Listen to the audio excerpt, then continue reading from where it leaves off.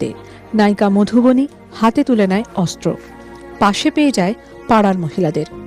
এ যেন মেয়েদের রাত দখলের প্রতিচ্ছবি। পার্থক্য একটাই, ধারাবাহিকের নায়িকা ও তার সঙ্গীদের প্রতিবাদ আন্দোলন সশস্ত্র।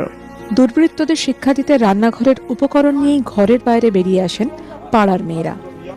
এই সময়ের সবচেয়ে বড় প্রতিবাদ ধারাবাহিকের গল্পে জায়গা করে নেওয়ায় খুশি নায়ক নায়িকা। একটা মেয়েকে মোলেস্ট করা হয় এবং সে আওয়াজ তুলতে ভয় পাচ্ছে, প্রতিবাদ করতে ভয় পাচ্ছে।